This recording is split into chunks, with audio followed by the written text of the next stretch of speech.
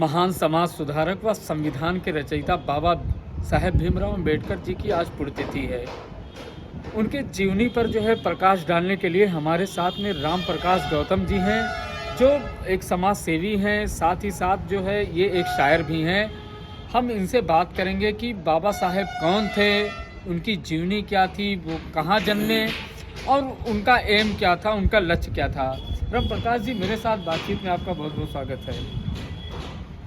राम प्रकाश जी, बाबा साहब की बात अगर की जाए तो वो महान समाज सुधारक, साथ ही संविधान के रचयिता और आज़ादी में उनका एक बहुत बड़ा योगदान भी माना जाता है देश की आज़ादी में।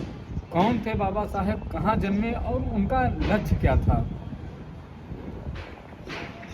हजारों साल नरगिस अपनी बेनूरी पे रोती है, बड़ी मुश्किल से होता है चमन में दीदावर कोई पैदा। डॉक्टर बाबा साहब भीमराव अंबेडकर ऐसे मौके पर पैदा हुए थे जब हिंदुस्तान पूरी तरह से जो है गुलामी के दास्तां में जकड़ा हुआ था और जो शोषित कही जाने वाली जातियाँ, पीड़ित कही जाने वाली जातियाँ, दलित कही जाने वाली जातियाँ, मजलूम कही जाने वाली जातियाँ हैं, वो जो है डबल गुलाम होकर के दोहरी ज़िंदगी जीने के लिए मजबूर थे। ऐसे मौके पर 14 अप्रैल सन 1891 महू छावनी इंदौर शहर में जो है बाबा साहब डॉक्टर भीमराव अंबेडकर पैदा हुए थे।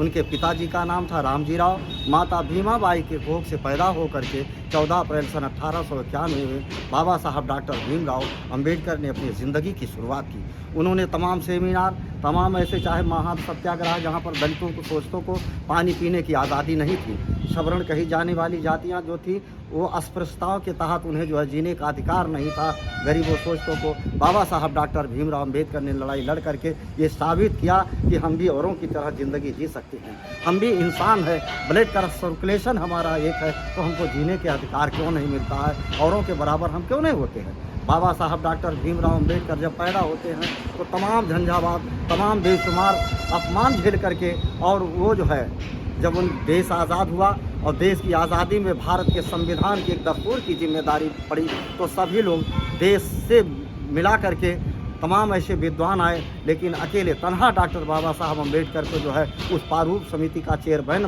बना करके और उन्हें जिम्मेदारियां दी गई। मित्रों, बड़ी अथक और मेहनत परिश्रम के साथ डॉक्टर बाबा साहब भीमराव अंबेडकर ने जो है भारत का संविधान बनाया। 2 वर्ष 11 महीना 18 दिन में भारत का संविधान बना करके, और देश के प्रथम प्रधानमंत्री पंडित जवाहरलाल नेहरू और देश के जो है प्रथम राष्ट्रपति बाबू डॉक्टर राजेंद्र प्रसाद जी को भारत का संविधान सौंपते हुए कहा था कि किसी भी देश का संविधान कितना भी बढ़िया क्यों ना हो, अगर लागू करने वाले की नीयत साफ नहीं है तो संविधान किसी लायक नहीं है।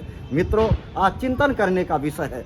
आज उस पर हम लोगों को, हम सभी मानव प्राणी को उस पर जो है देखने की ज़रूरत है कि डॉक्टर बाबा साहब अंबेडकर ने जो समता मूलक समाज की स्थापना के लिए संघर्ष किया था, सभी मानव एक हो, सबका जीवन एक हो, सभी बराबरी का हक मिले, सबको आज़ादी, बोलने की आज़ादी हो, सभी लोगों को जो है सभी मानव एक समान है। मित्रों, आज सोचने को मजबूर होना पड़ता है। आज डॉक्टर बाबा साहब भीमराव अंबेडकर 14 अप्रैल आज ही के दिन 6 दिसंबर सन 1956 को जो है वो अंतिम सांस लिए थे। आज ही के दिन हम सबको छोड़ करके इस दुनिया से अलविदा हो गए। दोस्तों और साथियों, आज मैं ऐसे उनकी पुण्यतिथि पर मैं उन्हें भावभीनी श्रद्धांजलि अर्पित करता हूँ, उन्हें खिराज अकीदत पेश करता हूँ, और दोस्तों मैं उन्हें याद करता हूँ, नमन करता हूँ कि काश डॉक्टर बाबा साहब भीमराव अंबेडकर हमारे बीच होते, काश डॉक्टर अंबेडकर आज अगर होते तो आज हिंदुस्तान का नक्शा कुछ और होता। मित्रों, दोस्तों और साथियों, हम बाबा साहब डॉक्टर भीमराव अंबेडकर को तहे दिल से श्रद्धा सुमन अर्पित करते हुए